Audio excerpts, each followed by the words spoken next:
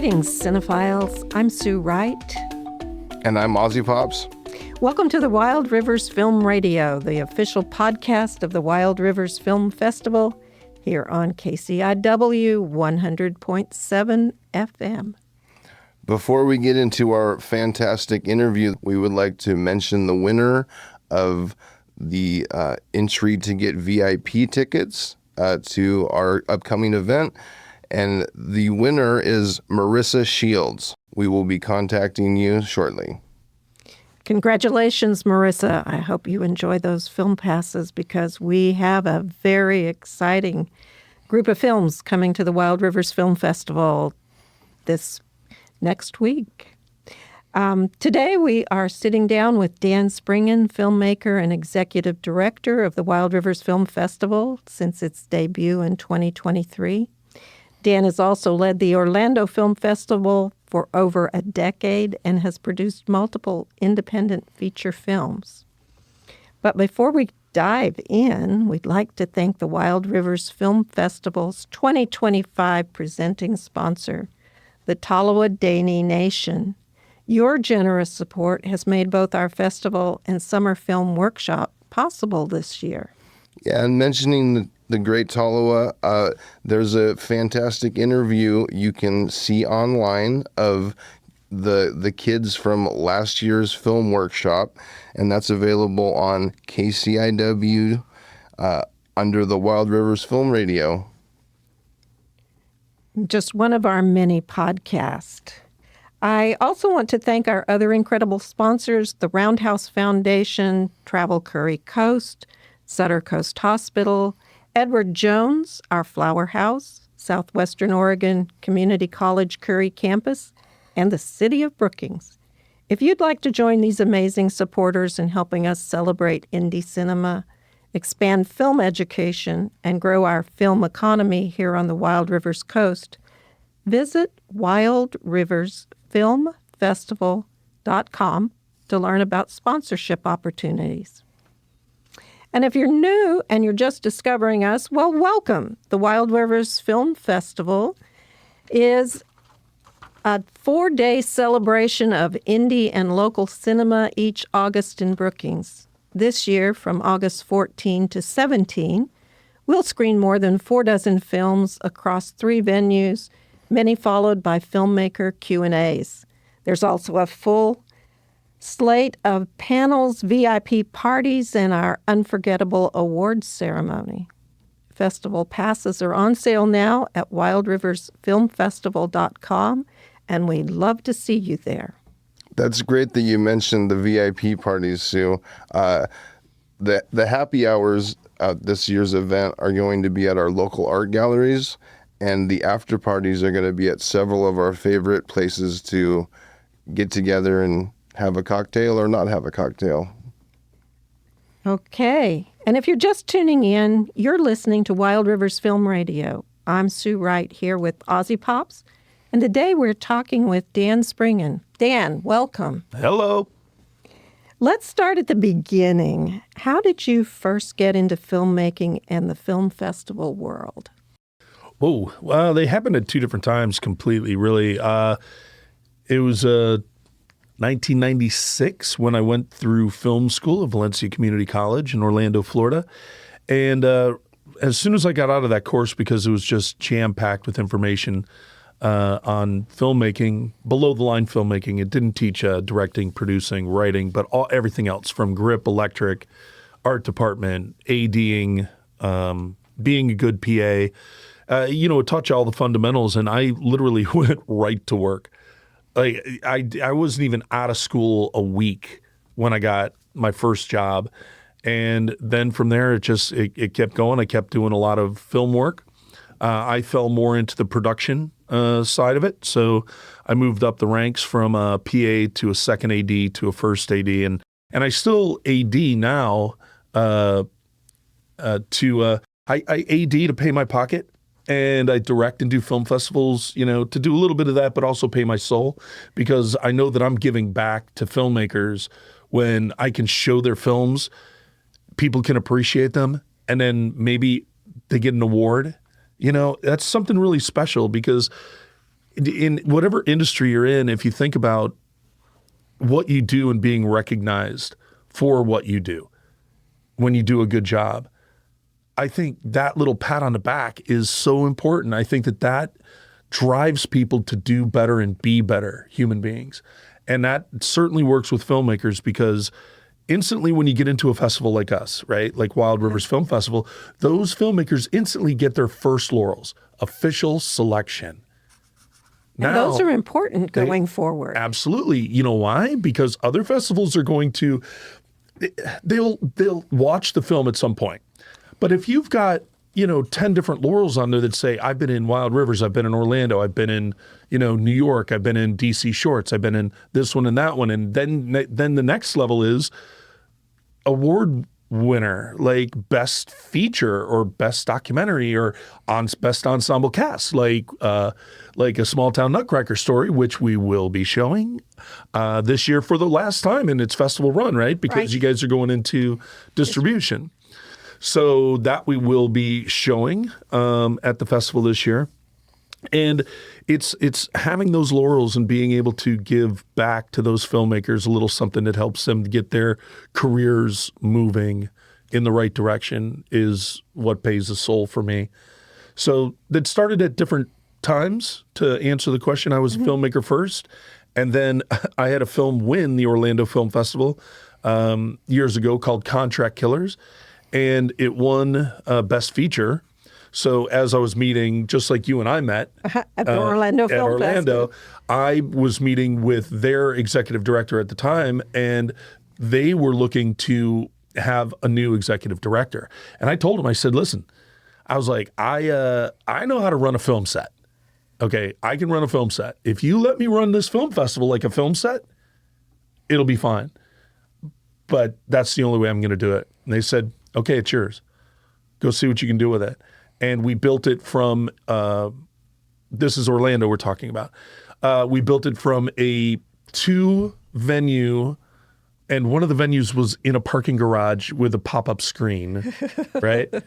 So to go from 2 venues to now in a multiplex with 6 auditoriums playing movies for 8 days, that's what's happened over the last 18 years. You screen almost 300 films usually. Before COVID, we were showing 400 too. And the way that I looked at it is, if your film is good enough to play, I'm not going to hold you out because I don't have enough time. I'll give somebody else 1 screening instead of 2 screenings, And especially in the States, I've found that foreign films have a niche audience, right? There's a certain amount. And the same thing with like historical documentaries, things like this. You're going to get a certain amount of people who are going to come out. So that's what I would do, is I would open up that time slot to add more films in. So we got up over 400, and this was before COVID. But and we didn't go down during COVID either. I mean, we went online. So we just showed everything online, and we held parties online, like dance party. We had a dance party online, which I hope there's no video of it anywhere. But so we didn't go down. But when we came back, the submissions had dropped off. The sponsors had dropped off. And when you're trying to save lives, I can understand. It's like I can help out the arts, right? Or people around me are dying, so let me put my money over here for research to help them to live. I get it. But we shot Nutcracker during COVID, right? Specifically because it was COVID, and our dancers had nothing to do. Right. And so many filmmakers were out of work. So we were able to bring a film crew of 7 from around the country here to Brookings to film Nutcracker because they were out of work. We also got costumes off Broadway.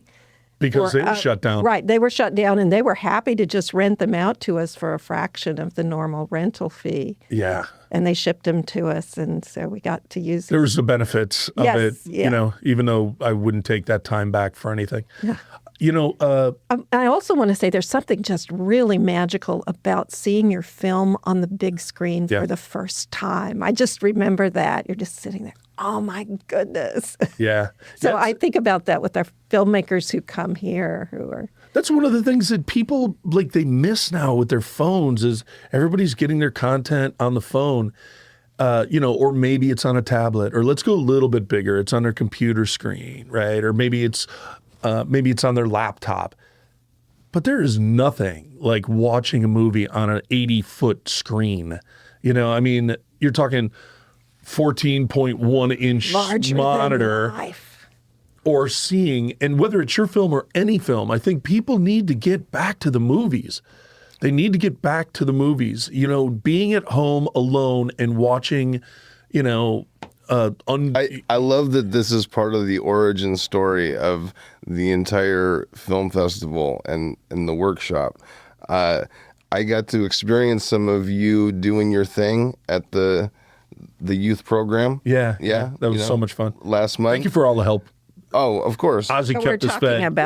about the Wild Rivers Film Workshop in the summer for our local youth ages 12 to 18. Yeah, what made me think of it is Dan was talking about some things pay your pocketbook and some things pay your soul. Yeah. And I got to see some of that in action.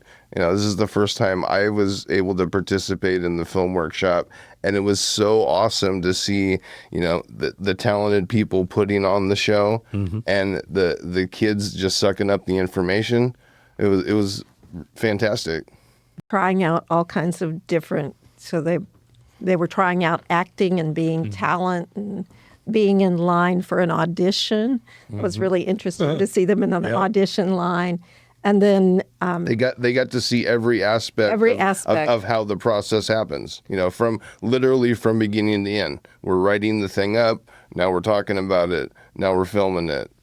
I think we might actually screen some of their first script writing from the workshop at the film festival this year. Yes, I was gonna keep that a secret. But now that everybody's listening, the kids, so in our screenwriting segment, which happens very early on, the storytelling part of the workshop, the kids came up with their own story now. It's called Urbach Dinkus. And I won't spoil it for you, but it's a story of a clown, a sad clown who gets on a bus in London and sits down next to his future wife. And I'll just leave it there. I'll leave it there. You've already spoiled it for us. Oh, no. It goes so much deeper. I'm just kidding. I'm terrible with spoiler alerts. Okay. And the kids wrote it. We collectively together, they were all answering the questions, and Andrew Stark was running that segment. And so he was up typing as they were telling him, put this line in, put that line in, and Andrew's writing it right from their brains. And they understood that, there's final draft. They can get writing software and they can go out. We even showed a couple of them how to use the writing software. I remember, who was it? It was Danica, who did a great job script supervising for us, she really got interested in sitting and checking out how the program it actually runs. And Final Draft is a software for you folks out there who haven't used it, so you can write your screenplay without ChatGPT. And the kids got a chance to explore a variety of roles, and most of them found their niche. I mean, Danica was script supervising. Yeah. With Eden, it was hair and makeup. Some of them, it was the sound or the sound mixing. Mixing. Some of it's the camera. Stuck behind the camera, Stuck behind the camera. Several. Just loving and then it. There's Jax. Shout out to Jax. What up, Jax? Yeah, Jax is our little actor. He just, anything he can act in. Anything he can act in, he's down to do it. And really some funny stuff with him. Funny as soon as he opens his mouth. Oh, yeah. Yeah, it had me cracking up the whole time. He has a comedy career in front of him. Yeah, he does. Sure. Yeah, we've got a few little pieces that are super cute where he's starring, and Jude did a great job. He came in and he was kind of like he was like the silly guy doing the silly things, but Jax is the straight guy who always gets the laugh. Yeah, Jude says that Jax is dumb and he's dumber. Yeah, exactly. And acronym keeps you girls going? are smart and smarter. Dan, is this what keeps you going, doing film festivals? Yeah.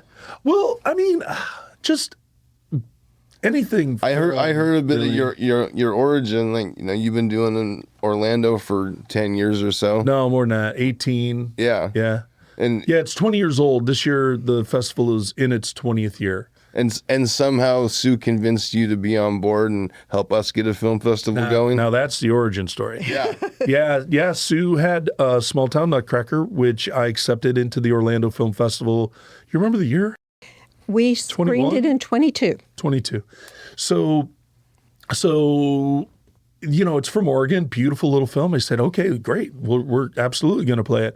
Well, lo and behold, here come 14 of them from Brookings. It's like, whoa. They just show up at the festival, and I'm like, In costume. yeah. What? And and the film was wonderfully received.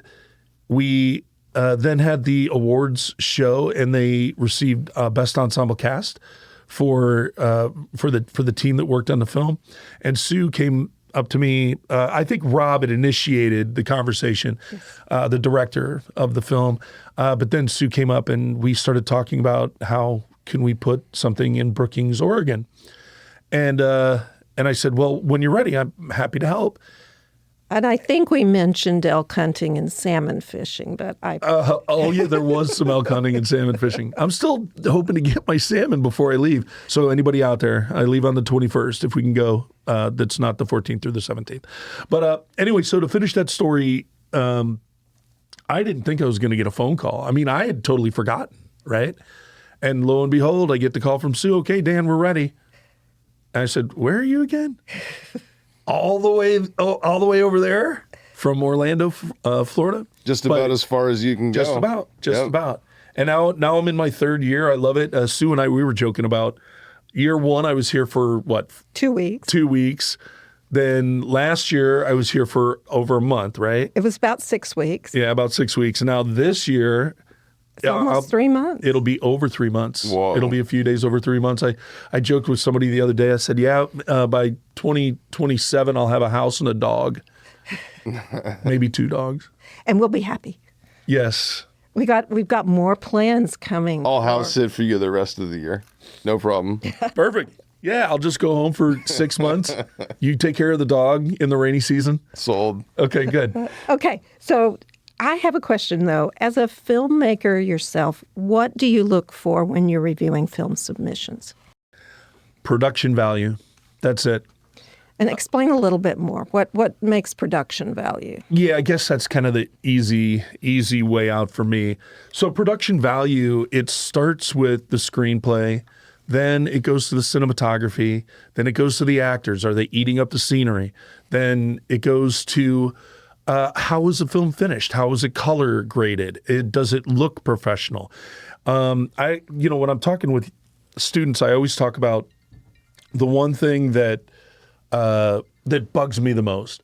Young filmmakers like to shoot where they're comfortable, right? So you have a young filmmaker who has an apartment, right? So that apartment has a bunch of white walls and they have a futon. And now they're going to tell the story of a great magician in his futon, laden apartment. And what ends up happening is it just looks cheap. You could have the same dialogue scene taking place in a beautiful park in the redwoods, walking down a path that you can in a white walled apartment. Have some imagination. Take your characters out into locations. We took our dancers to Stout Grove and down to the beach and down to the port. And even the house scenes in the film are beautiful. They're beautifully Victorian lit. They're well dressed. mansion, It's a great place. That's the idea. I can't wait to see it. I haven't gotten to see the Nutcracker It's yet. still magical. Yeah. I mean, Yeah. of course it is. And I have to say, I've seen all the Nutcracker movies. It's a really hard thing to pull off. They either are kind of weird, scary, or they're just dance, or they're animated and they're silly. Yeah. I don't think there yet is a really good Nutcracker narrative movie Right. besides A Small Town Nutcracker Story. And I might be biased. maybe a little, but I mean, what's really beautiful about it is that once it goes into distribution, if you become, other than Christmas Vacation, which happens to be like one of my favorite Christmas movies just because it's stupid and funny. If you become the movie to watch at Christmas time, almost like A Christmas Carol. Christmas Story. Or Christmas Story, that's the one I'm thinking. And where they're playing it over and over and over on TNT all day long. That's the only movie they show. A Wonderful Life, which wasn't even supposed to be a Christmas film. Right. What was the angel's name in that? I can't remember, and I've seen it every year. Yeah. But anyway, so if Small Town Nutcracker Story gets out and gets into the Culture. the culture and the vibe of Christmas for people, it'll be seen around the world, and watched every year. Mm-hmm. And as an executive producer who, had to raise the money or put money in, I mean, that's where that money can come back to you. And when the money comes back to you and goes back to your investors, that means that more films can get made, Mm-hmm. And in this case, it will go back to the Wild Rivers Coast Foundation for Dance, so it provides scholarships for dancers going into the future. I want to talk about some of the films coming to the festival this year. Yeah. So maybe can you give us some of the highlights, some of the surprises? Yeah. We've got, opening night is Ethan Bloom. Ethan Bloom is it's a coming of age story. A young guy, never even had his first kiss yet, but he loses his mother when he's really young. And the only way that he believes that he can see his mother again is by going to heaven, which means, following in the path of Christianity. And the problem is that he was born Jewish and he has a bar mitzvah coming up. And it sounds complicated. It's really cute. The father wants him to do the bar mitzvah, understands he likes to go to the Catholic Church. And this whole story unfolds not in a heavy-handed religious way, but in a very cute, young adult style film. It's like a young adult style film. And it's very relatable to all of us, teenage angst and your first love and falling, head over heels with the girl you can't have and finding out that her sister that's your age, who's a tomboy, you can actually have a relationship with and her best friends. It's a great film, and I hope you guys can come out and join us for opening night with your VIP pass. But it'll play a couple of times again throughout the 4 days. We're going to play it a couple of more times for the people to be able to see it. And then, we've got a lot of features, a lot of docs. We've got a great one, Dezo. I always say Dezo, but it's Dezo. Dezo Hoffman was the legendary photographer behind the Beatles. So we have that. And not only the Beatles, but like the Rolling Stones, mm-hmm. Marilyn Monroe. And we have a special cameo appearance by our own Lon Goddard. It's Lon. Mm-hmm. Yeah, Lon's in the film, and he's from Brookings, so he'll be hosting that. And I think we have that 6 o'clock on Friday, right? 6 o'clock on Friday. Yeah, 6 o'clock on Friday. And then we also have a very interesting documentary about the 3 women who were the driving force behind the Juilliard acting school. And they were tough. They kicked Robin Williams out. This is hard to believe, isn't it? Right? Laura Linney out. And you've got some a bunch of stars in the film that are telling their stories about these ladies, but they were no nonsense. If you weren't on and you weren't in it and you weren't dedicated, you were gone. And director Eve Annenberg, yes, is supposed to be with us. Eve is coming out. She said that she was going to be here. I believe she will. So that's going to be a sneak peek. So this isn't even a premiere, right? This is like sneak peek. Sneak peek. Sneak peek. Yeah, because it's a film that's already got some ties and things are going on with distribution. But we're doing a sneak peek here. Eve and I go way back. We go back 20 years. I remember working with her on a boxing film in New York. I know it wasn't Raging Bull. I'm not that old, Ozzy. You're looking at me like I'm that old. No. Could have fooled me. Oh, it's the beard. I know I got to shave. Yeah, so Eve and I go back quite a while, and I haven't seen her in a while, so it's going to be fantastic to have her out here. And then we've got some horror films. We've got Psychopomp. We've got a thriller called Take From Me. We've got a really super cute character study independent film called The Swan Way. And that's Raymond Turturro, and I think he's trying to be here. And then we've got like really quirky stuff too. We have a quirky feature that's called You Are Here, the Dylan Brody project. But I like to always try and bring something bizarre. It's like last year. Backseat Driver. Oh, yeah, Backseat Driver. I'm looking forward to that one. That one's a little quirky, isn't it? Yeah, it is. And, it's comedy, but it opens up with, with the death of a family member. And, so it just a lot of great stuff. We have so many films. And like we talked about, we've got on the other radio show, we have a lot of indigenous films, like stuff that's from the Oregon area, Medford. We've got one about radiation sickness from when they dropped the bombs at the proving grounds in Nevada and how that scattered all around the country. Well, we played that film last year called Downwind. Right. But this year it's another story within that, and it's executive produced by Matthew Modine, just like Downwind was. But Matthew Modine is the executive director of this one, and right now the title's escaping me. I was up until Is that 4. Invisible Enemy? That is Invisible Enemy. Yeah, there you go. Thank you. And that's about the guys who are dealing with the radiation still from that exposure, and how they're they kind of sweep it under the rug. Not that it's overly political, but it's talking about the lives of these people who were there. It's nice to be informed. It's nice to be informed. Yeah. I mean, and hopefully with a film like this, it gets a little recognition so that maybe some of these folks can actually get the help that they need and deserve for the work that they did for our country. Lots of shorts. I do have one cute one. It's called COVID Dystopia, and it's a music video. It's 4 minutes and 51 seconds long, and it's animated. But here's the key. Here's the kicker. It's every frame is hand-drawn. Every frame is hand-drawn by an ex-Disney Disney artist.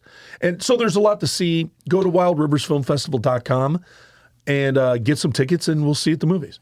Thank you, Dan. Thank you so much for joining us today and getting us excited about what's coming up this weekend. And that's it for this episode of the Wild Rivers Film Radio. To learn more about the festival, buy passes, volunteer, or explore sponsorship opportunities, visit wildriversfilmfestival.com. You can also follow us on Facebook and Instagram. And we have many events going on during the year besides just the 4-day film festival on the third weekend in August. So do follow us on Facebook and Instagram if you're local so that you can join us in any of those events during the year. Our recording is done by Michael Gors, sound mixing and editing by Tom Bozak. I'm producing. This is Sue Wright. Our guest is Dan Springen. And I'm here with Aussie Pops. And until next time, we're the Wild Rivers Film Festival. Thank you.